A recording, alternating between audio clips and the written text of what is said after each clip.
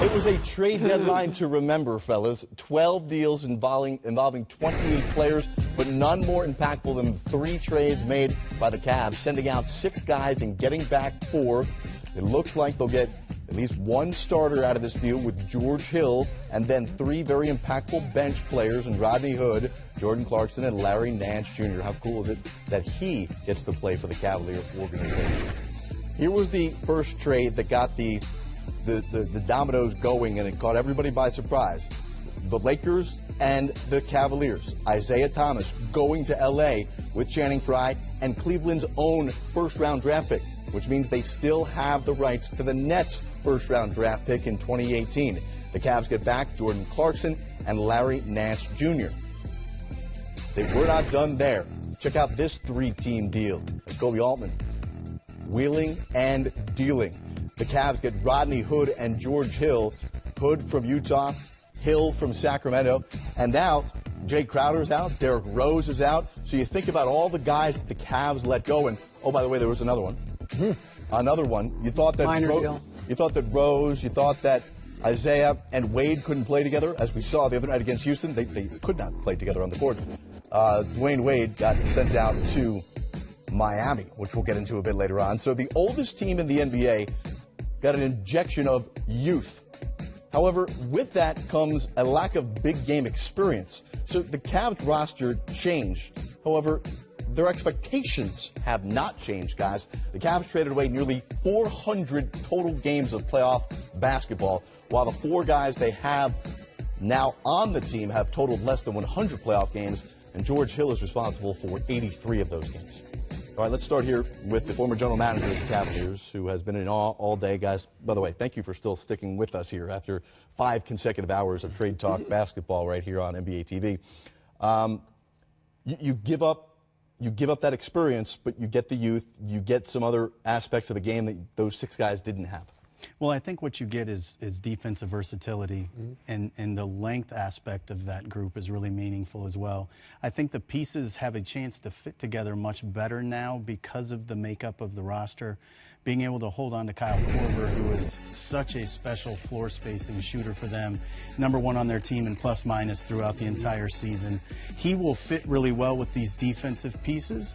The other thing it does, and I think the Larry Nance piece in particular is really, really important here, it enables them to play Nance and Love together in the front court, in addition to Thompson and Love. So Nance and Love will allow for Love to play that spacing 5 role, so it will help them absorb the loss of Channing Frye, because Channing is another guy who is a big part of their key lineups. Right.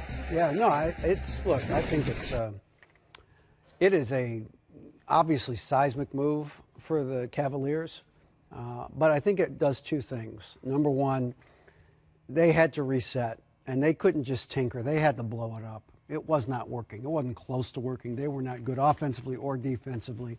And if you've got LeBron, as you know, it's all about getting to the finals. There's nothing else you're trying to do, right? So you can't just be a 7 seed. That's not good enough for a LeBron team. And I think it sends a message, I think, to LeBron James through Dan Gilbert taking on more luxury tax payments going forward, that I'm not out of this yet. I'm not rebuilding. I'm not in rebuild mode. If they were in rebuild mode, he would say, I'm not taking on Jordan Clarkson's contract. I'm not doing it.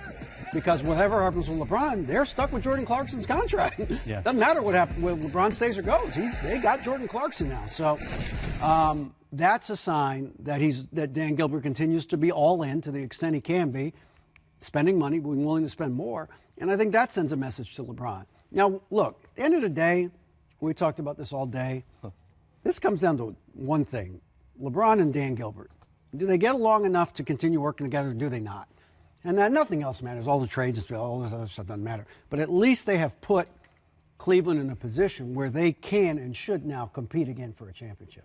Yeah, and I would say I don't even think it's about liking each other. I really think it comes down to having gratitude for the fact that Dan will spin to the level he will spin, recognizing how rare that really is, and from Dan's perspective, being comfortable, being more transparent and open with LeBron and with the group as a whole. I think as Dan has started to grow and evolve as an owner, it's going to be much more important for him to be more visible with those guys so that trust that they're all trying to build is easier. Yeah. So the more present you are, oftentimes that makes it easier.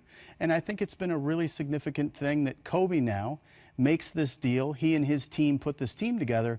He's now bought credibility in that locker room that he and Dan care every bit as much about winning as everyone in the room as well. And that's truly meaningful to LeBron and others. Griff, I'd like you to kind of repeat for those who are just tuning in and just catching up on the wild day in the NBA, to repeat the point about how in Cleveland and with LeBron specifically, you can't worry about what you're doing and giving to other teams if you feel you're doing what's best for you.